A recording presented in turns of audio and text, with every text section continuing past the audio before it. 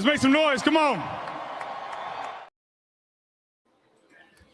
Oh, yes. Yes, Nick Foles. Let's make some noise indeed. Welcome back, everybody. Happy Sunday night. Welcome back to another broadcast week of the Final Word here on the It's a Wrap Sports Network, with your boy MattyB on the call tonight as we get ready for a hopefully a very productive, entertaining weekend. Big-time sports event going on right now, so you're lucky that I'm taking time away from the the Dominican USA game. 1-0 DR right now. They're yelling in the other room. I think something happened. I'm not sure if it's positive or negative.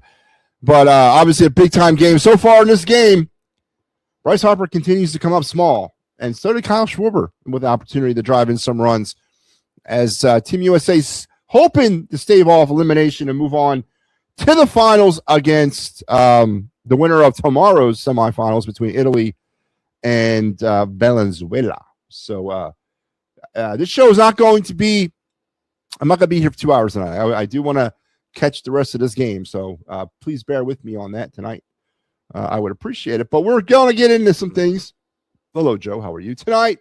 I hope everyone's weekend was great. I hope you guys had a fun time. I'm tired, man. It's been a long day.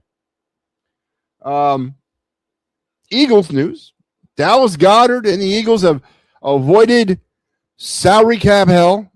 The Eagles signed Goddard today to a 1-year, $10 million extension, which will save the Eagles roughly $20 million in dead cap space, which will then seemingly open the door now for an A.J. Brown trade, now that they were able to get that deal done. I said this earlier today on the Homer and the Homer show in the morning that, this is one of the first examples of the Howie Roseman let's kick the money down the road, chickens come home to roost type thing, as Dallas Goedert seemingly might not have been the best option for the Eagles at this stage of his career. Did have a great year last year, one of the first that he's had relatively healthy, but pretty much held the Eagles hostage on saving about $20 million in dead cap because of a principle of the way Howie runs business for this football team. And so the Eagles were kind of stuck with having to sign Dallas Goedert. Now, what does that mean for the Eagles' immediate future of the tight end position? Does that take a possible first-round selection in that guy Sadiq off the table for the Eagles? Do the Eagles defer, I hate to use that word, but defer the tight end of the future till next year? And what happens if Dallas Goedert reverts back to his old injury-prone ways in 2026? But I guess the 5-meter target is they had a need at tight end, and they addressed that need with a known commodity, and they're going to bring him back. I don't know if really there was much of a question or in doubt that they were not going to bring him back based on the financial pickle that Howie Roseman put them in. So Goddard will be back for one more year. What does this mean long term? Do the Eagles not go after a tight end in this draft? I don't know. And is that the right answer if they do? Or if they don't? I don't think they do now, honestly. There's too many other positions on this team that need addressing. You're probably going to have to defer that tight end until next year. But Howie Roseman working his ways, his magical ways, I guess. Some of you people out there believe he's something special. And brings back Dallas Goedert on a 1-year, $10 million contract, avoiding a $20 million dead salary cap hit in the process. So how is your what's your feelings on that? Don't know exactly how I feel about it. Hello, Robert. How are you today? Big play slay just happened. Big play just happened. This big play slay. Big play just happened. Judge throughout. That was what you're on about in the other room. MattyB, Clear the Ice canceled or is going to still be on. Clear the Ice will return on Wednesday for the week. Taking it week by week, I guess, at this point. Taking it week by week, Joe Hal. Thank you for the question. Yeah, I think we're going to go back with it. I mean, I said if the Flyers didn't get any points out of last week's games, they ended up getting, what, 5? I mean, it was pretty impressive. So we'll come back with it next week or this week in the West Coast. Matter of fact, for those of you that care, here it is. Here's your schedule for next week or this week. I will have you Wednesday in Anaheim. Mike will have you Thursday in Is it Staples Center? Is that in like Inglewood? Where is the Staples Center? Is it in LA?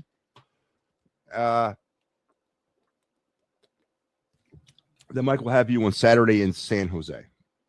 So there you have it. There's our West Coast trip scheduled for Clear the Ice next week. I was supposed to have Clear the Ice last night. A little scheduling issue happened. I couldn't make it, so I do apologize for that. But that'll be what we'll do this week. All right, on the show tonight, though, we're going to get into some more of the Eagles conversation. Dallas Goedert, is it a good thing for the Eagles? Is it a bad thing for the Eagles? Or is it a thing that because of your, and I'll say it, your inept GM, they had to do? They just had no choice but to do it. And what are the byproducts of this move in reference to that other problem they have on this team and A.J. Brown? Does this now clear the way for an A.J. Brown trade? So this could have been a significant move in the Eagles offseason. This could have been the move they've been waiting to kind of finalize before jumping all in on whatever Howie's going to do this offseason. We'll get into that. I am going to address the issues about the Angelo Cataldi-esque thing. I honestly didn't see it live. I saw some chatter about it this morning. I ended up going back and watching that episode. What the hell's all the damn hubbub? I mean, they didn't say anything that bad. They spoke the truth. I mean, I don't know what everyone's so bent out of shape over. I'm hearing Johnny Marks coming on the air, all bent out of shape. Damn fraud that he is. I didn't hear anything that bad. I heard two guys that built something special in this town getting pissed off watching people take it apart. I mean, that's what I heard. I didn't hear anything over the top disrespectful. That's absolutely not. And even if I did, who cares? You have a right to your opinion. We'll get into that. I'm also going to address the Homer in the Homer show. You guys know about this program, right? Every Sunday morning we have a little pretty show here on the network called its Christian name is the Philly AM Sports Show. Or as I like to call it, the Homer in the Homer show. When you have two homers trying to out-homer each other. And this morning they both took it in interesting directions. We're going to get into some of that tomorrow morning or this evening. WBC Phillies action. We may address some of that tonight. As I don't know, man, about Team USA. I'm not feeling the offense. I haven't been feeling the offense all tournament. And if they can't figure out how to start, and I'm not just blaming Harper on this one. This has been a pretty much an interesting derelict effort from the entire group throughout this entire tournament. We'll address some of that, though. Get into some of the Flyers if you like. We will do the other night segment. We will not do the card review, and we will also do the Day in Philadelphia Sports History. So we're going to try to get most of the stuff in here on the show tonight. But again, I do want to not be on the air for 2 hours due to the fact that I want to get out there and watch the rest of that game.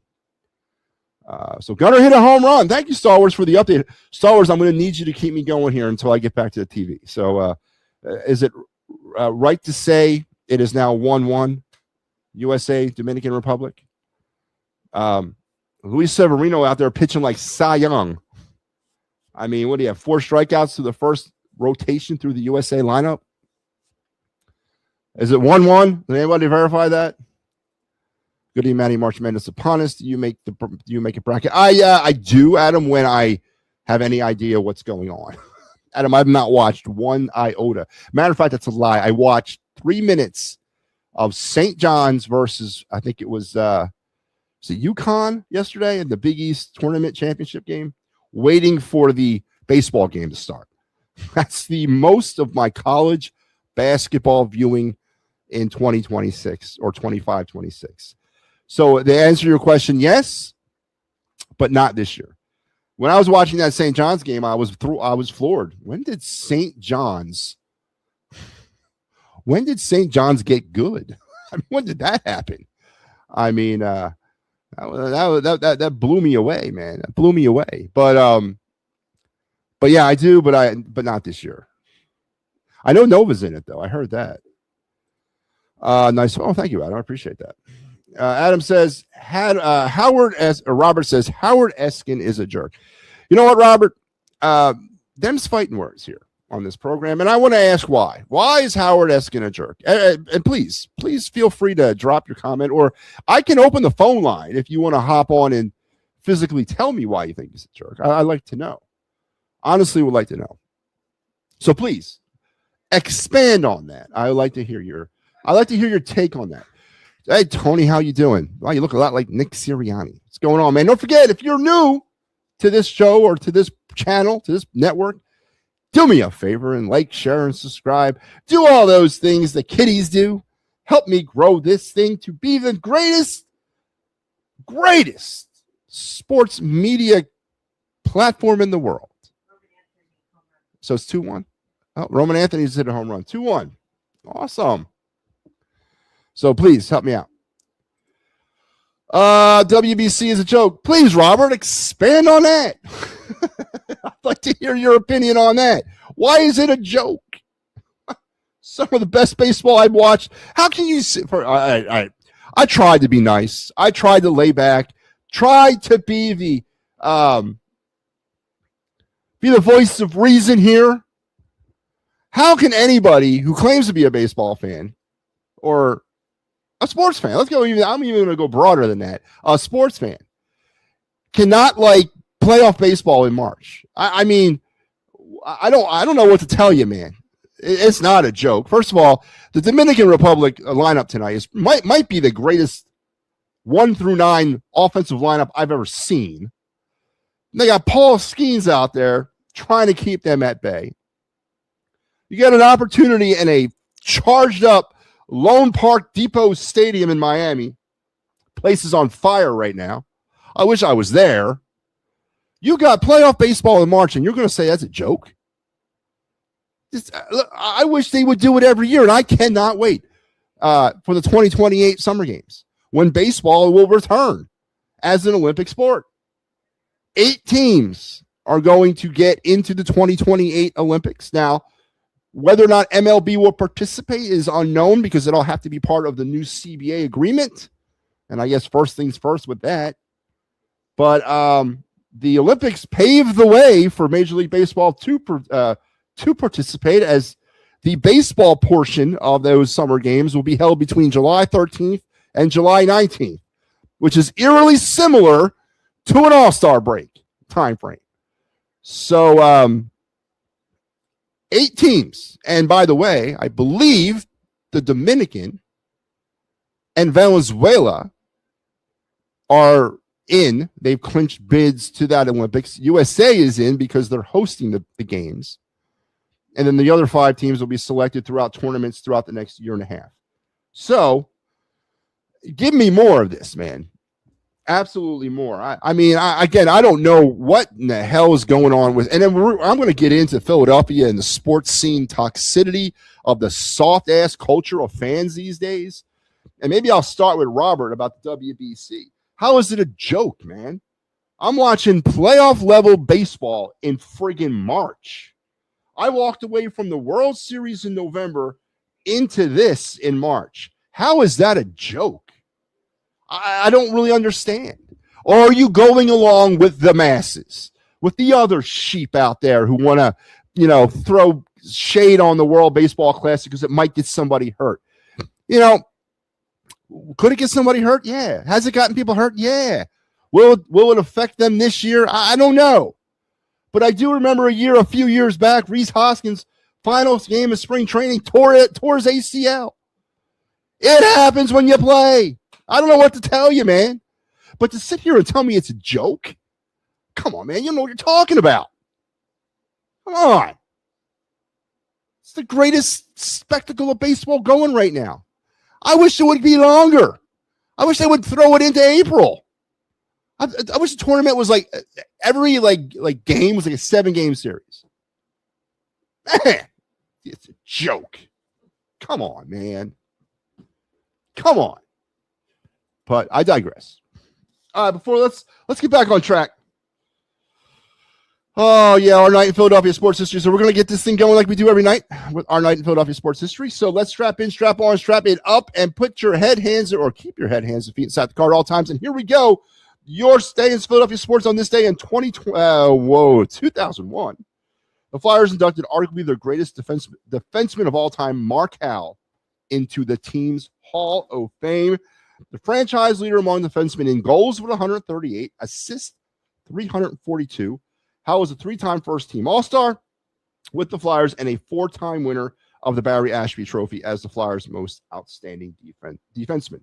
And as we talk Flyers, and if you want to look at the state of the Flyers as they rebuild patiently through this, one of the key elements that has defined this team throughout its history has been a lockdown franchise-level defenseman. During the Stanley Cup years, obviously, it's Barry Ashby.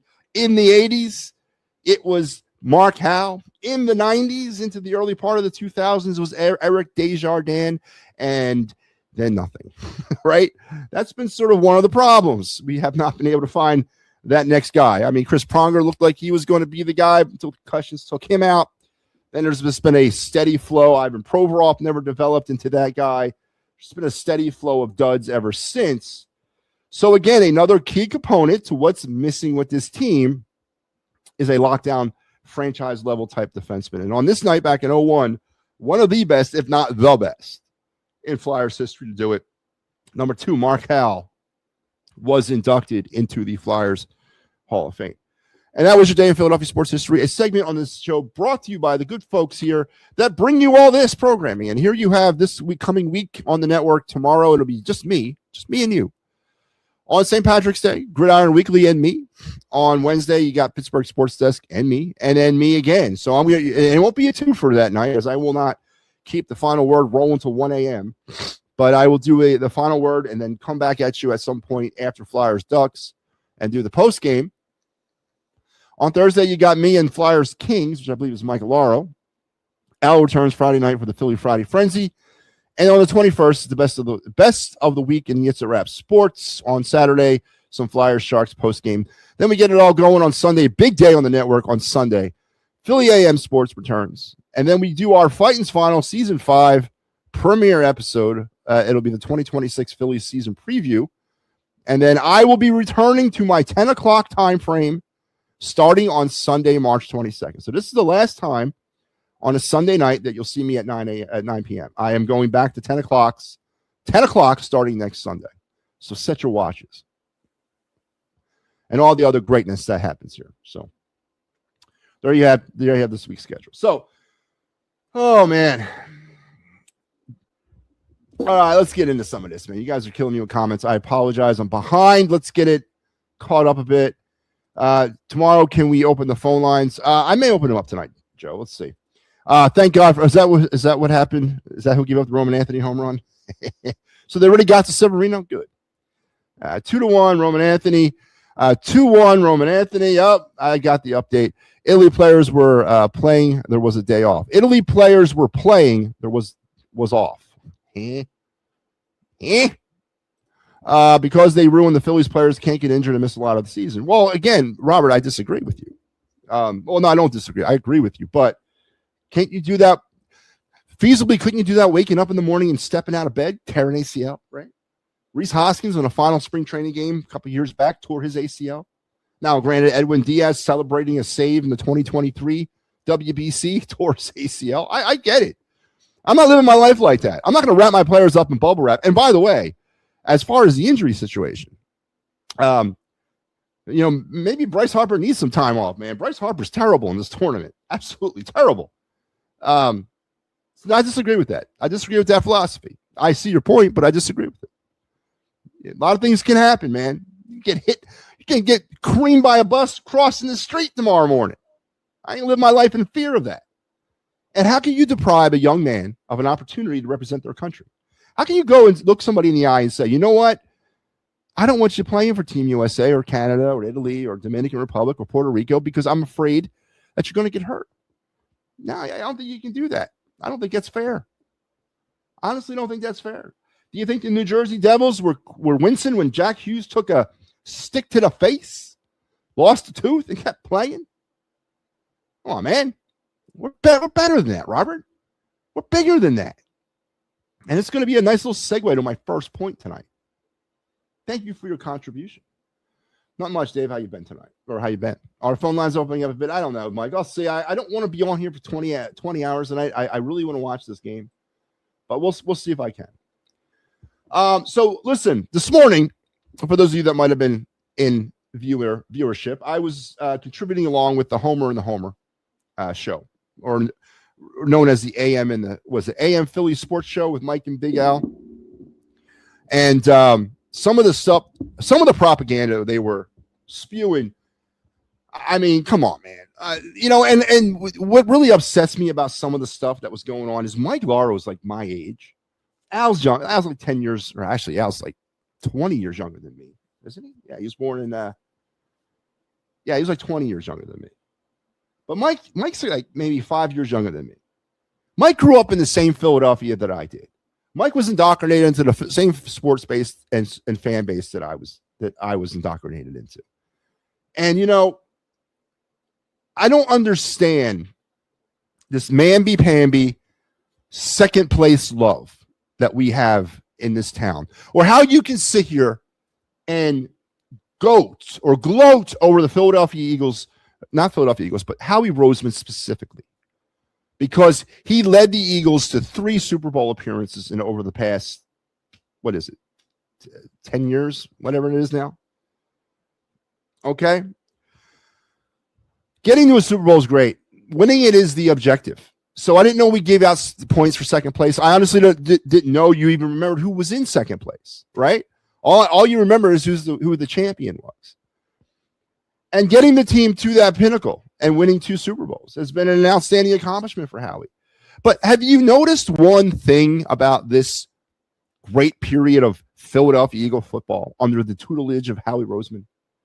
It's not consistent. It's not. We win in 2017, and then we cannot get back there until 2020. Was it 4?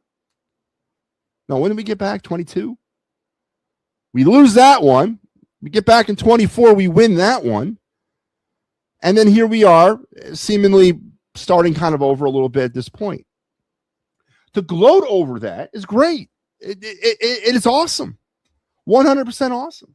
But to sit here and spin him as some other like superhuman entity that's infallible is ridiculous. Where is the criticism for not following through with ushering in the Eagle dynasty?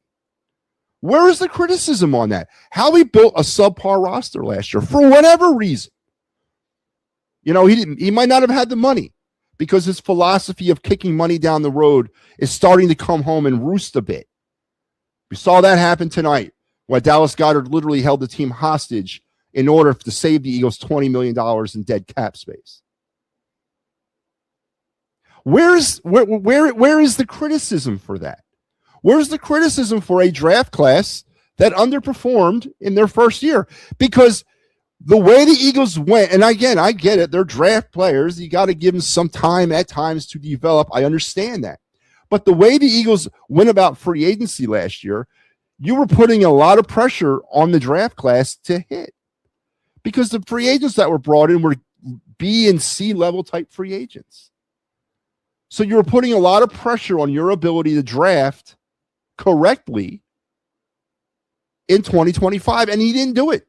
The Eagles got nothing from the 2025 draft class, and they got nothing from their free agents. Subsequently, it led them to a nothing season, and subsequently led them to a missed opportunity of ushering in the Eagles dynasty, a dynasty that is long overdue for this town. And what do I get in response to that from the Homer and the Homer show? I get the excuses. It's not easy to be a dynasty. It's not easy to go out there and win every year. Do you think Seattle's going to go back? The hell do I care about Seattle winning back-to-back? You're damn right it's not easy. I never said it was. All I did say was that there have been teams in the history of the NFL that have done it. In my lifetime alone, it's been what? The Steelers, the Niners, the friggin' Cowboys, the friggin' Patriots, and then the Chiefs. I have lived through 5 dynasties in my lifetime. And I'm living through the Chiefs one right now. I get it. It's hard. And I get it that not everybody does it. But I want my team to do it. And when they don't achieve that greatness, they should be criticized. They should be criticized, not made excuses for, well, you know, they had injuries and, you know, what's go back to where is it? I'm going to bring it up, man. I got it. It deserves tonight. I haven't done this in a long time. So tonight, yeah, I haven't done this in a long time, but I'm doing it. Tonight, I am revisiting, and I'm revisiting with you people one of the only sponsors we have here on the network. And it's a superstore located in the Philadelphia area. You guys might have heard of it before. That's right. Big Al's Excuse Emporium. That's right, Philadelphia. When the sports reality hits too hard, when you can't wrap your head around the fact that Howie Roseman's not immortal, or that Joel Embiid is a bust, or that Rob Thompson absolutely could not manage his way out of a wet paper bag, you do not have to fear, because Big Al's Excuse Emporium is here for you to satisfy all your sports reality problems. Because why deal with it if you can excuse it away? At Big Al's Excuse Emporium, that's what we do. Hurry on down, mention the It's a Wrap Sports Network and MattyB, and get 10% off all purchases. That's right. Big Al's Excuse Emporium, established in 2024. So there you have it. It's open for business tonight. And that's my point. And that's what I heard from Al and Mike. I heard Mike panning out the excuses too. I get all the reasons why they didn't do it. But nobody wants to address or take accountability for the fact that it was supposed to be done. It has to be done. We deserve it. No. We've settled into this second class, second place. It's okay. They can't win it every year. Namby-pamby, whiny little fan base. And it sickens me, man. Absolutely sickens me. And you know what? All this negativity shade that's thrown my way, it's not being negative. No, it's being controversial. It's being counter to the masses. Just because I say something that doesn't go along with the rest of the fish or the rest of the sheep doesn't make it negative. Because I guarantee you everything that I talk about, everything that I say, each one of you have thought about. Each one of you have entertained in your minds, but you're afraid for whatever reason to say it. But that's okay. That's why I'm here. That's why I carry the cross. That's why I do it. So, listen. Do I expect the Eagles, Flyers, Sixers, and Phillies, and who am I missing? That's the four of them, right? Do I expect them to go out and win every year? Yeah. Yeah. Am I upset when they don't win it every year? Yeah. Is there reason to change things if they don't win Super Bowls or World Series or Stanley Cups or NBA Finals every year? Is there reason to change things because they haven't achieved that goal? You're damn right there is. And I'm never going to sit here and apologize or try to explain why I want greatness. Because that's not what I am. That's not what I was raised to be. I was raised as a Philadelphia sports fan. Not what you people are today. I don't know what you are. You're excuse people. You want to wish all the bad feelings away. Let's all hug it out, man. I'm never going to do that. And then this kind of ties into the Angelo Cataldi, Howard Eskin nonsense. You know what? Long live the friggin' king. That's right. Long live the king. Robert said earlier he thinks he's a jerk. But has Robert posed any, has he said, where's Robert at? Robert's right here. Robert said, thank you, MattyB. I understand. Okay. And then there'll never be a dynasty ever in my lifetime. Okay. Well, Robert, where's the answer to the question I asked you about why you think Howard Eskin's a jerk?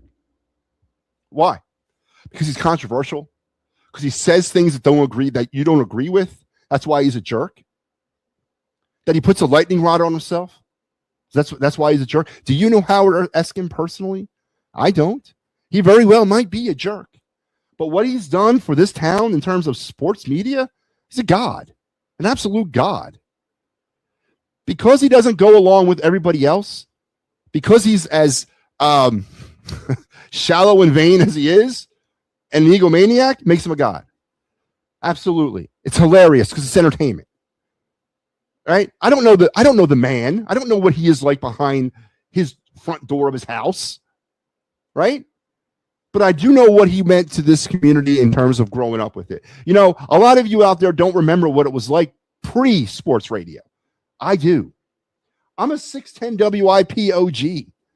I grew up in my younger years listening to sports talk radio as a 2-hour block on like 1210, like on Tuesdays nights or weeknights with Don Henderson and Steve Fredericks. I grew up in those years. I was listening when Howard Eskin went on the air in 86 for the first time. All right? I remember what it was like, and I remember what it was built into. I'm not sitting here telling you that I agree with everything they say, but I sure as hell am not going to sit here and criticize them for speaking their opinion. Absolutely not. If you don't like their opinion, then debate them. If you don't want to debate them, then turn them off. Very simple. You want to cast judgments on people.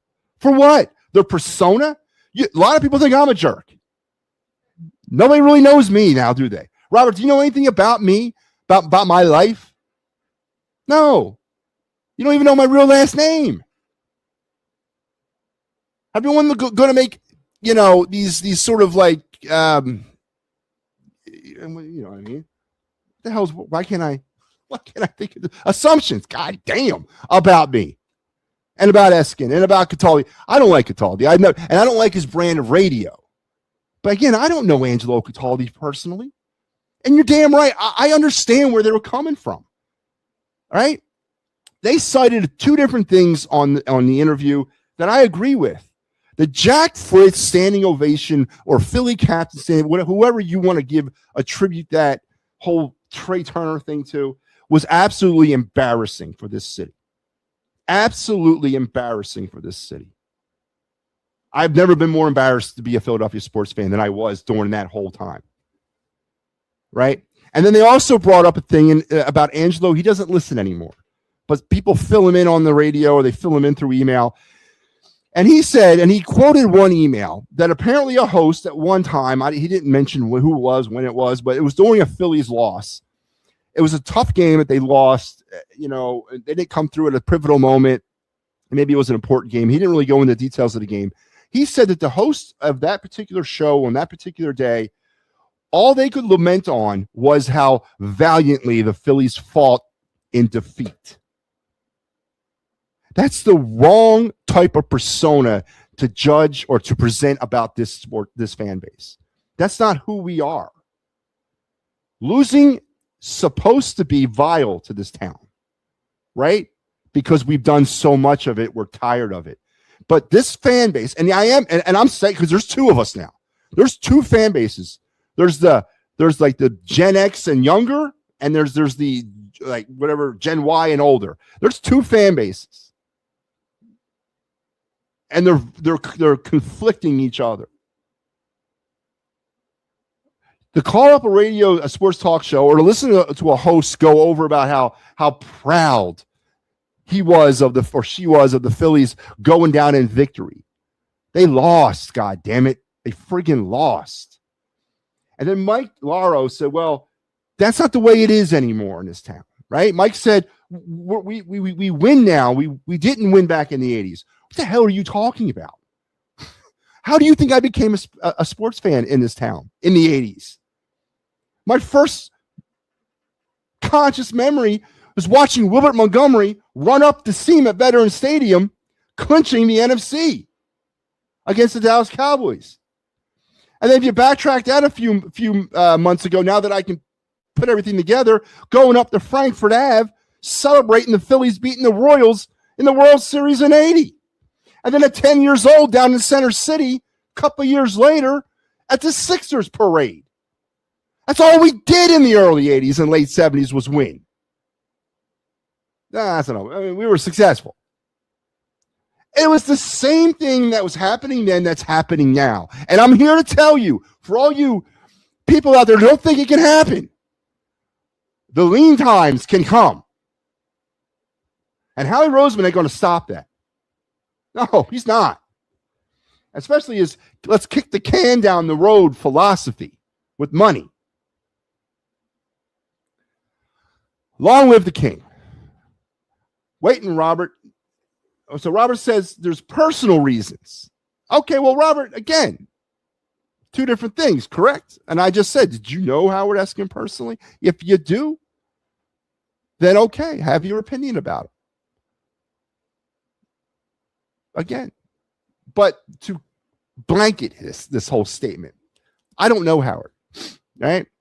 And first of all, I don't think he'd ever personally offend me because I'd laugh him off. I think he's hilarious. I guess I grew up in a different time. And again, Howard, Robert, I don't know. Everyone has their reasons if you think he's a jerk, right? But but a lot of times what I hear, he's a jerk, but nobody can back up why. And then they tell me with the way he speaks. What do you mean the way he speaks?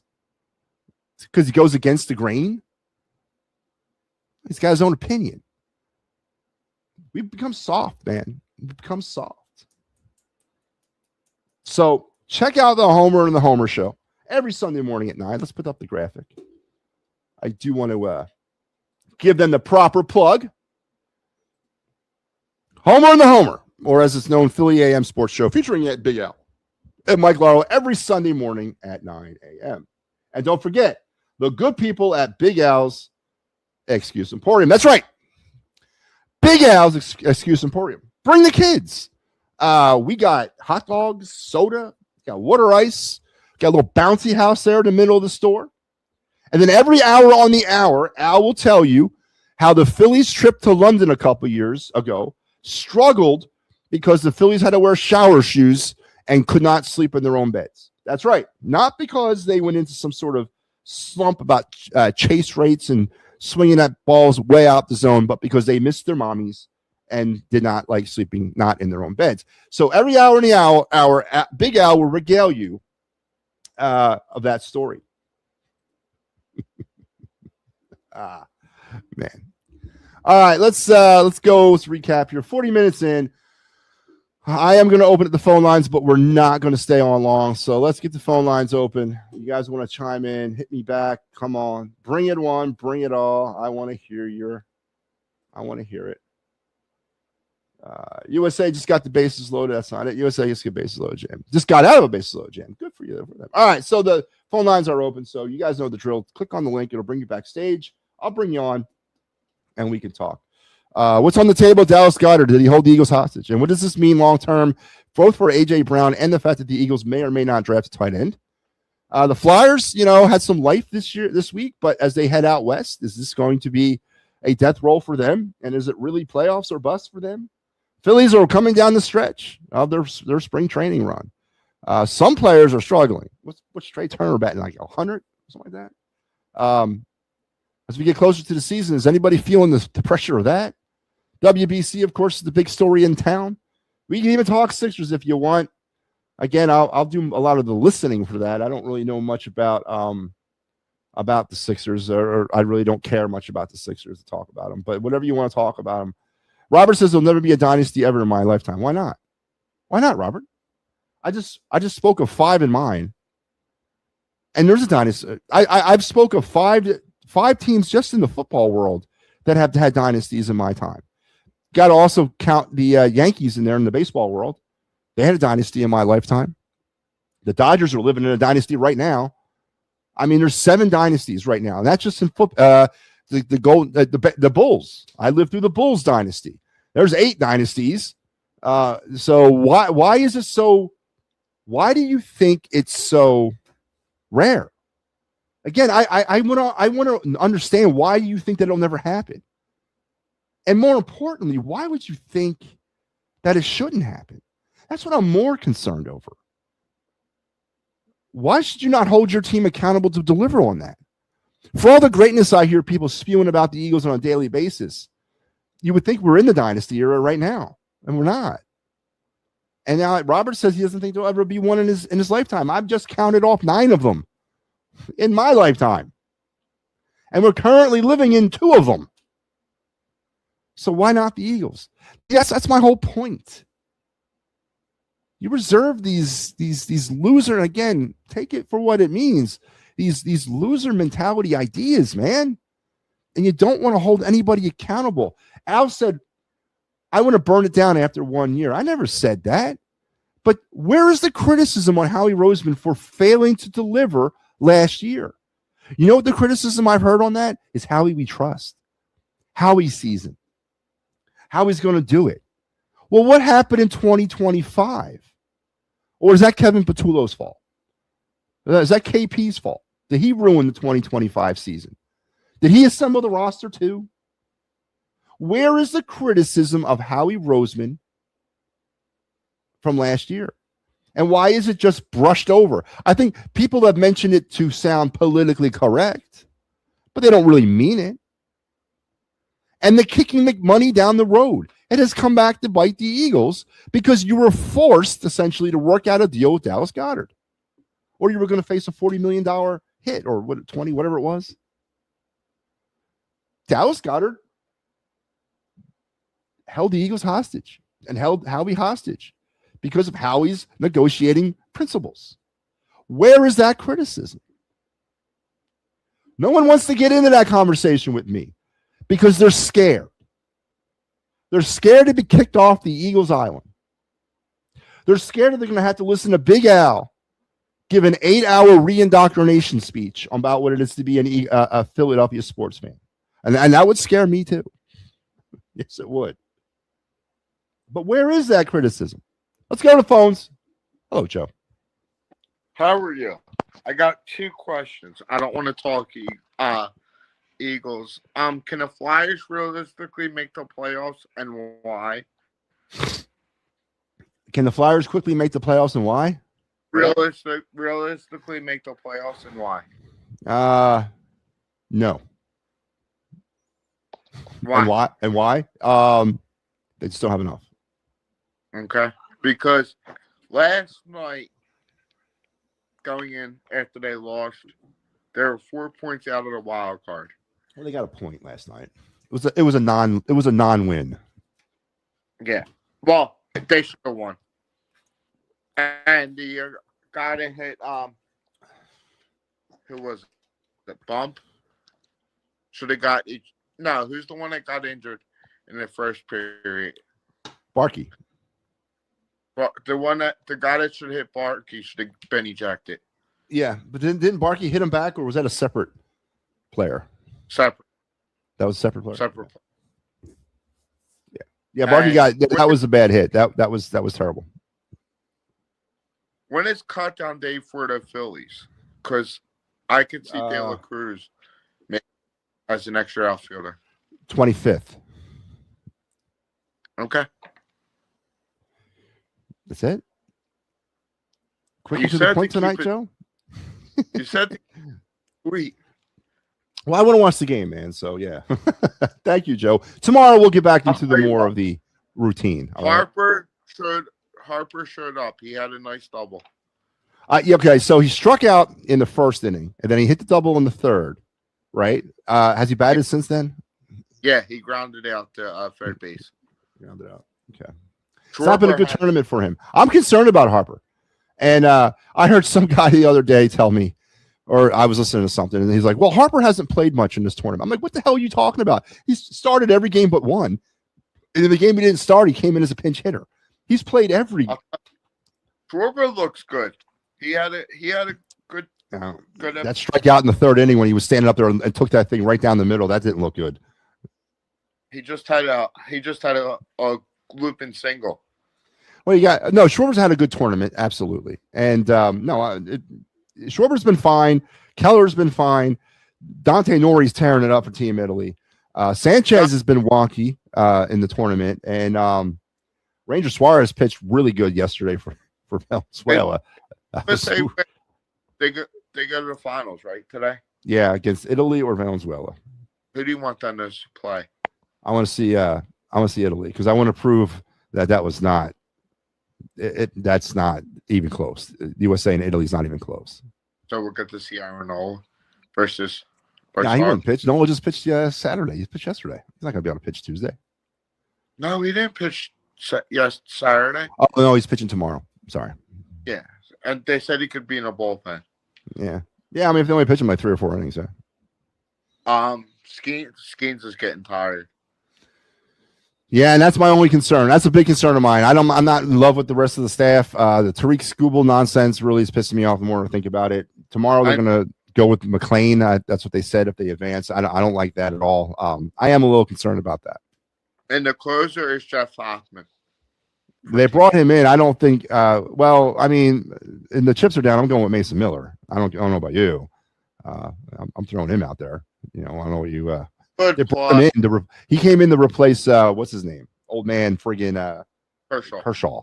So, but yeah, I mean, chips are down. I'm going Mason Miller. Hoffman may be an 8th inning option. That was it for today. Go watch the game. Told you. All right, man. We'll talk tomorrow, Joe. Phillies will not win more than 90 games. No, and listen, it's not the 90 games. I'm not worried about 90. I'm worried about 13. You know, Robert, my mentality about the baseball postseason, it's almost, and I'm not saying I disagree with it. I've always been, even growing up when it was only one team per division, back when it was only 2 divisions per league, and literally only 4 teams made the playoffs. I thought that was ridiculous. I've always thought that's ridiculous. I was a big fan of the wild card when they implemented that. I was a big fan of that 3rd division when they implemented that. And I was even a bigger fan when they added on the extra 2 wild cards, honestly, or the extra wild card. To me, 90, 85, 82, whatever it takes to get in as a wild card, that's all I care about.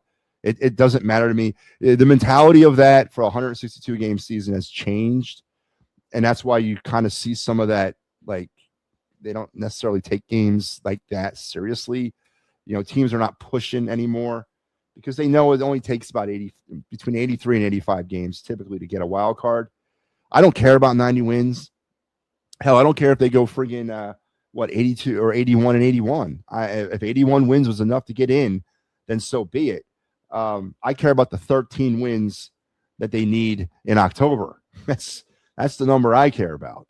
But I'm not judging it anymore. You know, 3-peat in the NL East, would that be nice? Yeah, I guess. I don't care.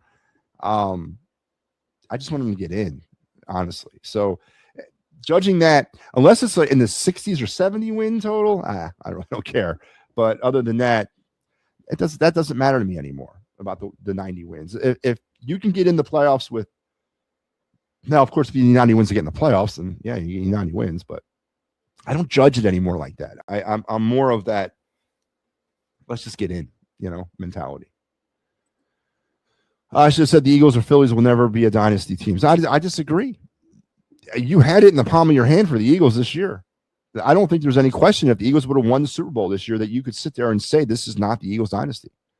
With being in 3 Super Bowls in 8-9 years and winning 2 of them and being back-to-back champs. There was no question that would have been a dynasty. And Howie Roseman did not, and then we talked about it on this show a lot. Howie Roseman did not do enough. And now I don't think purposely he did not do enough. I just don't think he was, I think he used whatever resources he had. He just didn't have that many resources due to this, let's kick the money down the street mentality. And now it's really starting to hurt them because you had to bring back Goddard.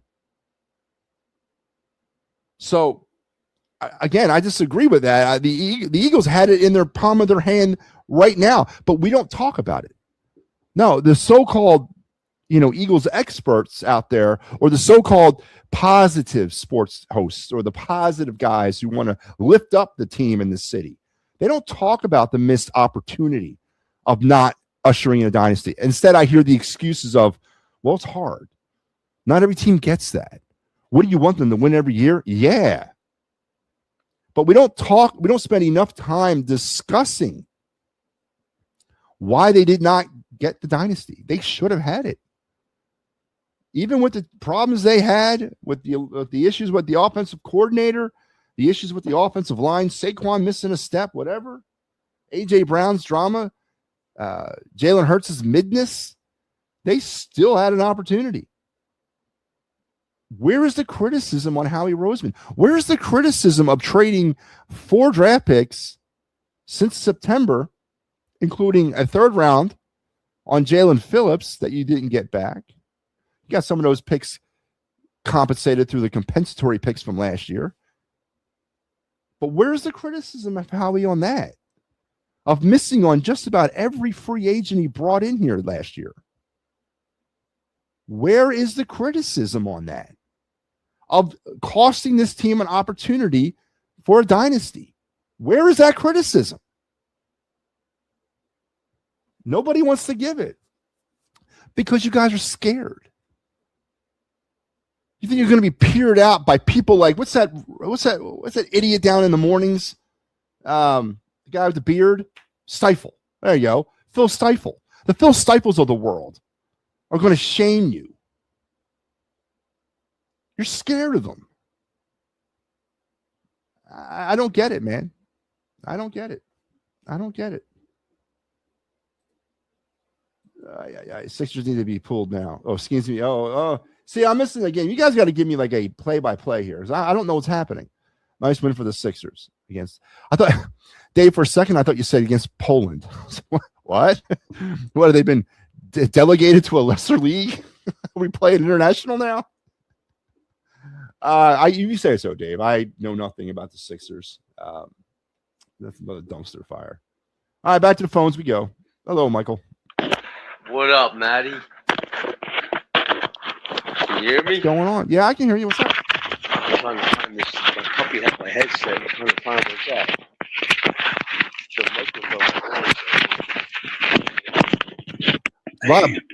microphone. Oh, there you go. That's yeah. better.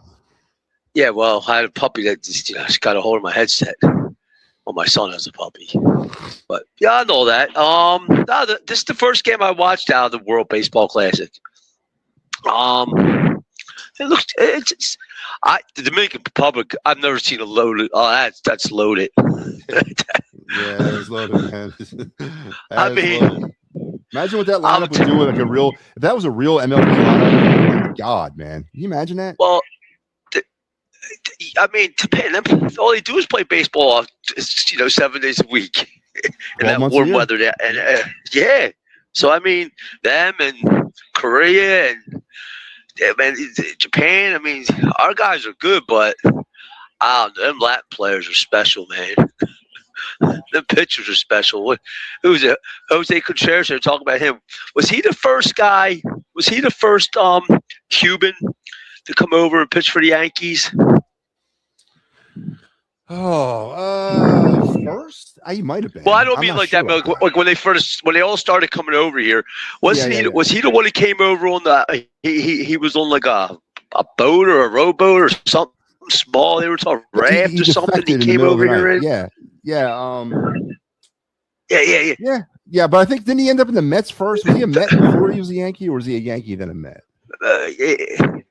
Well, yeah, something like that. But my point is, all them Latin pitchers, they got like 40 pitches. They don't have 1, 2, 3. I mean, they throw like 40 pitches, man. Like, yeah, and they're throwing their fastball. Their fastball starts at like 96. Yeah, and they're 45 years old because they all lie on their birth certificates. I mean, like. Yeah. That's a good point. Now, but it's 2-1 right now. It's on bottom of the 5th. Soto's up. First and second, 1 out. Okay. So we got a home run from Gunnar, right? Yeah, and one from Roman Anthony. That kid's a stud. Okay. That kid's gonna be a yeah. Whatchamacallit's pitching? I don't know who's pitching now. It's just some sidearm pitcher. Rogers. I don't know who he is. So they removed Skeens. He's out. I was taking care of my dog. Yeah, so I didn't have to have it on right there to see. Yeah, they took Skeens out. Skeens is nasty. This is the problem with this. This is the issue, Kaepernick, and the people that are anti-WBC, and I understand. The limitations that are on these guys is terrible because of the time of the year, and the other teams don't want their guys to get hurt. Because I would have rode Skeens until his arm fell off in this game. He'd be going out there in the 9th inning if I needed him. You know what I mean? I wouldn't have been taking him out. There's no way. Do you know? Nolan Ryan never won a Cy Young award. Okay, he was my man pitched like in one season. He was, I forget what he did, but he pitched 326 innings in one season. Yeah. And Paul, that's what when I say when I mean special pitchers comes along now and then, that's Paul Skeens. That's why I say you go in all on this guy, man. Go all in. I mean, this guy's winning Cy Young award with what, Pittsburgh, who's averaging one. He's giving up one run. So I mean, when he pitches, I mean, it's unbelievable. Oh, did you see it? So Wheeler had changed his attitude. I think I sent you that. Yeah. About maybe retiring now. Sure, yeah, the CBA's coming out. He ain't stupid. No, he's not. No, he's not. No, you're right. He's not stupid. He's going to get paid. And that kid Dante Nuri's really good, whoever his name is. That kid from the Phillies pick, who's playing for Italy or Canada or one of them. Italy. Yeah, he's really good. He's batting 500 in the tournament. Yeah, he's listen. And Norrie, a lot of people have sort of not followed him. He was taken in 2024, first round draft pick of the Phillies. He's already rocketing up. He should start the season this year in AAA. So there's not I mean, you may see him by the end of the year. You may see him, and he may be the new left fielder or the new right fielder next year. Well, no. Can he do worse than Marsh? That's what I'm saying. He might be up there. You might see him at some point this season.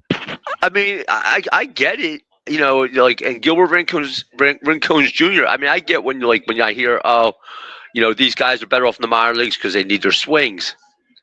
Man, look, you want to save money, you shouldn't have signed Rodriguez, put Rincon in right, that kid in left, and Crawford in center. That's what they should have done. I didn't know much about Norrie. I started looking him up. I was like, this kid, I'll do Atlanta. If he was in Atlanta, he'd be up and starting. Yeah. He'd be starting. Rincones Jr. would be starting. Yeah. I'm telling you. That's what the outfield would look like. Yeah, you're right. But you're saying about Howie, it's true. I mean, look, I'm always on the fence with Howie because it's like, for all the stuff he does bad, then all the stuff comes in good. You know what I'm saying? It comes in bad. So it's like, I mean, he's got to take responsibility for the picks. Yeah, but it's the coaching staff who has to get them guys ready. No, I agree with that. But listen, when you look back at the 2025 offseason, Kaepernick, what jumps out at you? What great needs did he solve in free agency? Don't forget, he left 5 starters on defense walk away. He let 1 starter on offense go. And that 1 starter on offense ended up being a key member of a missing offensive line in Becton. We never really replaced him. Well, I think the only thing he did good was bring Fred Johnson back because for some reason Fred Johnson plays well. You know what I mean? He's that backup that they need, and he plays well when Lane was out. He didn't start off well. He got his groove, but he does play well. And I think that's the only one. The other guys, no, he didn't. The guys he signed, no. Adoree Jackson. I mean, I'd rather have burnt toast, the guy Isaiah Jenkins, man. Out there. I mean, Ja'Cory and Bennett. I mean, we're going to rely on Michael Carter III to be a vital part of the secondary next year because we just don't have any other options there, and unless they draft another safety, which they probably will. And then Dallas Goedert. But Michael Carter's not a safety. He's a slot guy. He's a slot guy. That's why I said, could we see Cooper DeJean be moved to the safety spot? Because he is a ball hawk. He's always around the ball, and they could slide somebody right in the slot. Could he be a starting safety with the Eagles next year?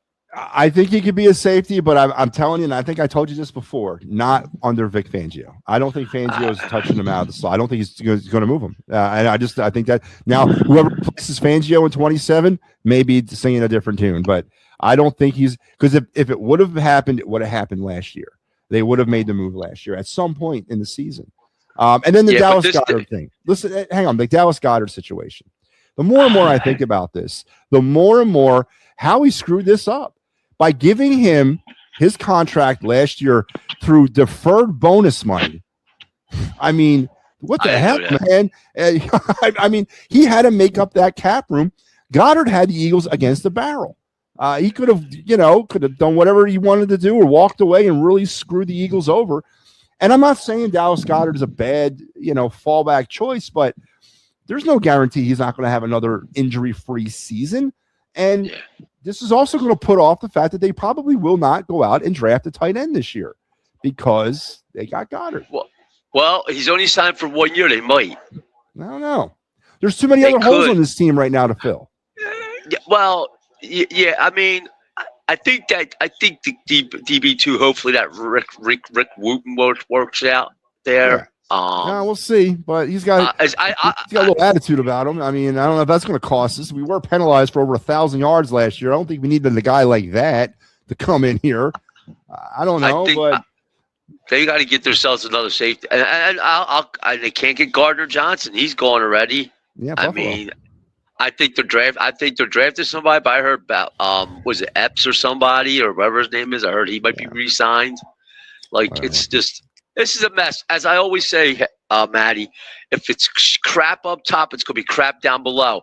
Okay. Yeah. It's a little the way how he's doing things, but then you got the whole Sirianni thing going on there. I mean, that's just a mess in itself. And the Fangio thing, he was going to retire, and then he's back. Does he try? It never came out on why he was thinking about retiring. Was it because of the way Jeff Stoutland was treated? That's what I'm saying. Then they fired Jeff. They ushered Jeff Stoutland out the door. I mean, what's really going on down there now with this signing of Goddard? Does this open up things? Do you start seeing? Does AJ get moved now? Does a big trade happen? Does Crosby get sent here? I mean, there's a lot of possibilities that could come now. Now that he's got probably about $30 million of cap space now to work with versus $11 million. So I mean, I don't know. Maybe this opens things up a bit, but I don't know. Well, they got to get. Well, here's the thing. I don't think the. How do you put this? They're lucky to have Devontae Smith, but do I believe Devontae Smith is a number one in this league? No. My opinion, no. Okay.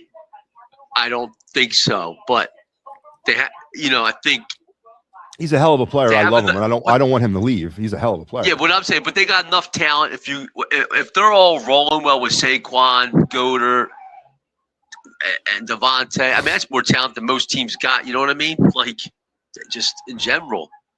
And then we got Jalen. Then we got Jalen Hurts. We go right back to him. Yeah. Well, I think on defense, to be honest with you, I would involve Nolan Smith in any trade because I like Nolan Smith. The problem is he's 230 pounds playing edge. I'd run the ball at him all day. Yeah, so would I. Why wouldn't you put him in a trade for Max Crosby?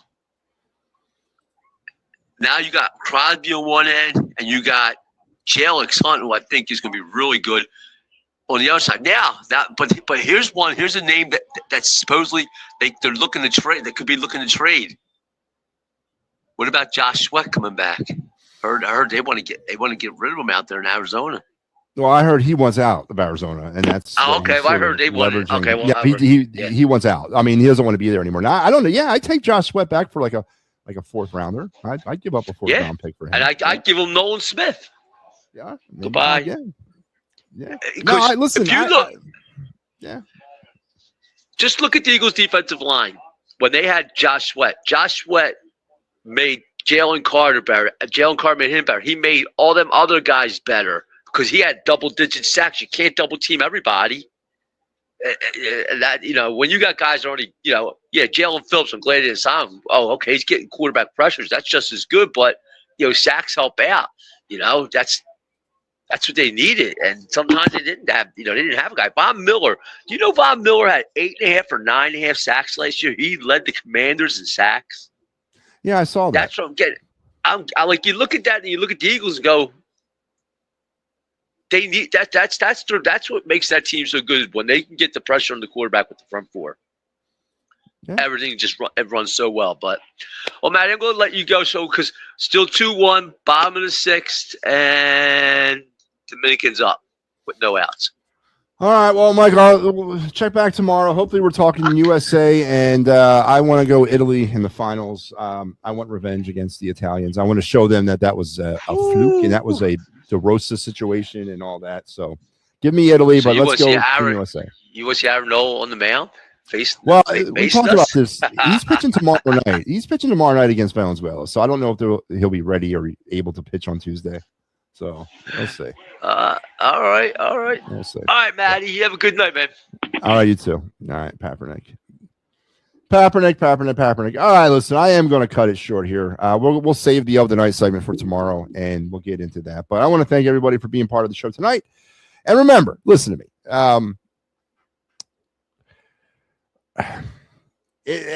Perception is in the eye of the beholder, right? I mean, you guys can look at me and feel that I'm negative or whatever, but I challenge you to think of it from your point of view. What am I doing differently than you are, right? I am taking the same hardline stances, but I'm taking it on a different side of the spectrum. I'm the same as you, right? But a lot of people want to hold the moral majority over me because they're on the side of evil or good. I'm on the side of evil, which is ridiculous, right? And same thing with Eskin, Cataldi. I was not a big fan of Cataldi. Never was. Just didn't like his stuff. I didn't like his brand. I didn't like the way he ran his show. So, but I don't have any personal opinions about the man. I don't know him. But I have a kinship to Howard. It reminds me of it reminds me of growing up in Philly. I'm sorry, he does. And I will forever think that. So, again, I this right versus wrong, good versus evil stance that we take in this town against each other, it's just ridiculous. It's never going to be, if everybody walked around with the same friggin' opinion, whether it would be positive or negative or controversial or positive, whatever, how boring would this be? This would be a boring ass world we live in. All right. But people want to because you're going to speak out controversially about the Eagles, they hate you. Well, why? Because unless your takes are completely off the planet Mars and you're talking nonsense, then why shouldn't you? Because I get, like I said earlier, I guarantee you things that I say, you out there have thought, but haven't spoken for whatever reason. Fear is probably the big one. So remember it that way, or think of it that way. But thanks a lot for joining me tonight. I am going to tune in to some World Baseball. Jax is a very good pitcher, very good young pitching prospect. Cal Riley is not catching well. He didn't start because his career average against Severino was 150. So I imagine that's why they didn't go with him tonight. Would you see him later in this game at some point? Probably. You might. I don't know. I don't know if they make a defense. I don't know if he'll show up as a pinch hitter, but he could. Maybe they make a catching switch at some point in this game. I don't know. But that's the reason why he didn't start, was because he was batting. His career against Severino was 150 or 160 or something like that. We're going to do one card tomorrow. Easy there, Joe. I have all day long to sit around and put together card presentations. I mean, I got a life to live, man. We'll do one tomorrow. All right, I promise. And we will get back to the other night segment and all the greatness that's happening here on the network. And remember, next Sunday at 5 p.m., please mark this day on your calendar. The Titans Final will return for its 2026 season preview episode, as we will take a look at the 2026 Phillies as we get you ready for the start of the 5th season of the Titans Final, a Phillies post-game show here on the It's a Wrap Network. And me, Al, and Mike will be your hosts. So please tune in for that. And this is your Clear the Ice this week on the network. I'll have you Wednesday, Mike Thursday, and Mike on Saturday. And here is the schedule. This stuff will all be present on our social media sites tomorrow morning. So make sure you check in there. Until we talk, you guys enjoy the rest of your night. Go USA. And enjoy the rest of your weekend. Enjoy your day back at work tomorrow. And we'll talk tomorrow night. I'm out of here.